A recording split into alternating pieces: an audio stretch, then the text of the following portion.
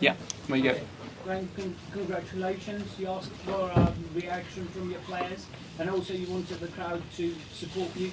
It was held tonight. It was just fantastic atmosphere. You must be really, really pleased. Really pleased, yeah. Fantastic atmosphere, fantastic evening. Players were tremendous, the supporters were tremendous. We had to be against a team that are doing so well. 10 games on the bounce winning. But I think over the 2 games, I think we've deserved to go through. I thought we played a good game against Dortmund, but we didn't score. Today we did.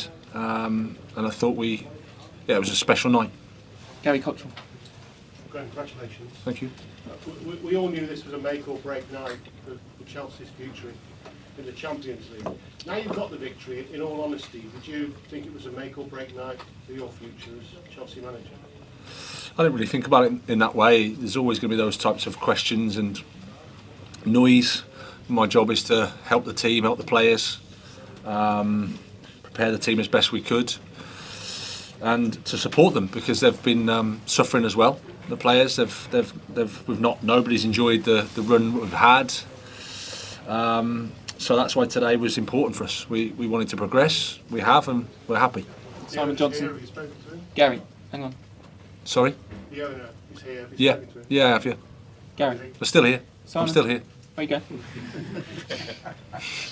Graham, Hi. as far as wins go, where does that rank in your career? Would you say it's one of the most satisfying? And secondly, it looked like you didn't watch the retake of penalties. Was that the case, and why? Was it just the level of tension you're feeling at that moment? Well, I think to win a game, to go into the last 8 of the Champions League, you'd have to say it's up there in terms of wins and evenings in my career for sure.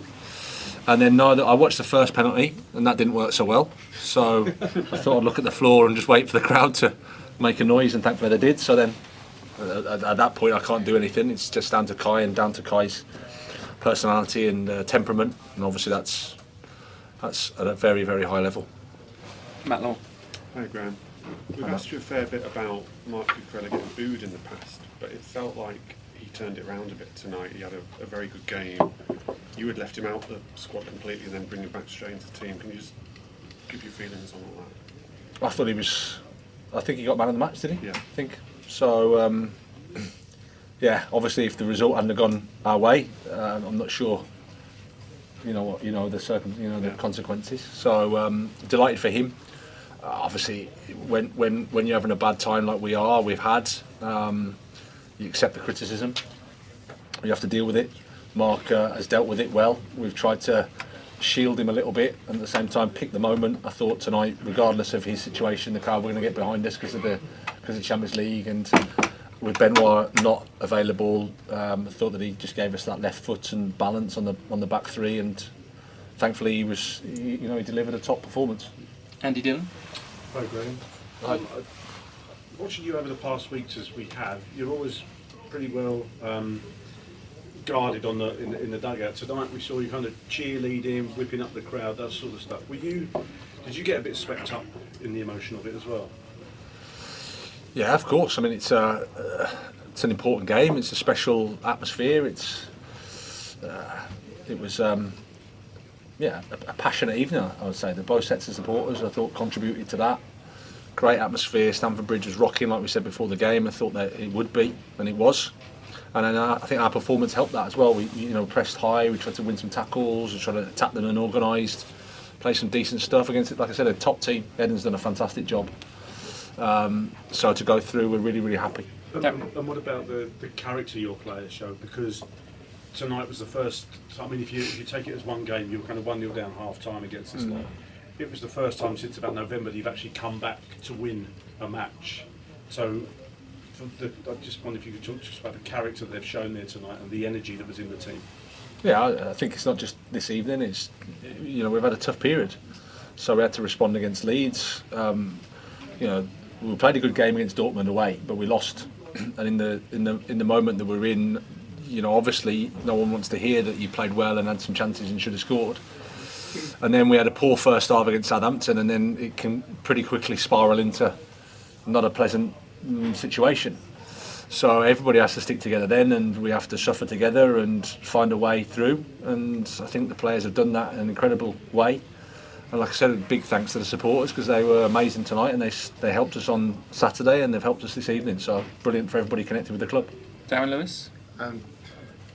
You asked pretty much for the supporters to get behind the team and yourself, and the supporters to respond big time today. Do you feel like tonight's a night, a bit of a turning point in so much as them getting behind the club, yourself, after some difficult weeks? And also, do you feel that you've had a little slice of luck, which everyone needs in terms of key players for them not being available, a couple of injuries early on as well? Do you feel like things have just gone your way tonight? Yeah, I think the supporters have been really fair with us. I mean, they care. Supporters care. So when the results aren't what you want, they feel pain, and so then they have to articulate that pain somehow, get rid of it. And whether that's at me or whoever it is, it's like, well, we know that when you're in this job, that's what happens. So, but all I can say is they've been really supportive. They really have. They've stuck with the team. They've helped us on the pitch, and rightly so. When we haven't performed, we haven't won, then they've let the feelings know, and that's fair enough. In terms of, you always need a little bit of luck. As much as we think we're, these talented coaches and talented players, you need a bit of luck as well. And I would say, before the World Cup, we had 9 players out. And if you've got no Reece James, no Kante, no Wesley Fofana, no Chilwell, no Loftus-Cheek, no Sterling, these players are important for us as well. And tonight, like you say, they had some players missing, and that goes in our favour. I'm not going to complain about that, that's for sure. Okay, last 2 this evening, gentlemen there, and then Tom, Roddy to finish. Hi, Gary. Good Hi. evening. Congratulations for the result tonight. Thank you. Since you joined Chelsea, you got 5 wins out of 7 games in the Champions League. However, the balance in the Premier League has not been as good as that. I want to ask you, what do you think are the reasons for that difference between the Champions League and the Premier League? Well, they're 2 different competitions, and it's not from a want of trying. I think sometimes you're playing Saturday, Tuesday, Saturday, Tuesday, Saturday, Tuesday, and the reality of us, certainly in the autumn, was continual injuries, continual problems that to stop us being really stable, and that's probably affected our Premier League form. Since the break, we've had to try to integrate new players and get players up to speed in terms of recovering from injury. But all those things have made it a tough period. So it's important for the Champions League for us to go into the last 8, and delighted for everybody connected with the club that we've done that. Last question, Tom. Graham, you've spoken quite a bit about everything kind of you've gone through in the last few weeks, all the sort of focus on you and also the team and everything. Does tonight feel like all of that, everything you've gone through in recent weeks, does it make it feel like it was kind of worth it? Well, I don't know whether worth it is the right way to look at it. I think inevitably in life you're going to have bad times and then you have good times. I don't see any other way really to think about it, and it's how you react to the bad times, how you deal with those situations. You have to try and find some perspective and trying to analyse it in the correct way, and then things are never bad forever, thankfully. Okay, we'll leave it there. But it felt like that sometimes. Huh? Thanks, Graham. Cheers.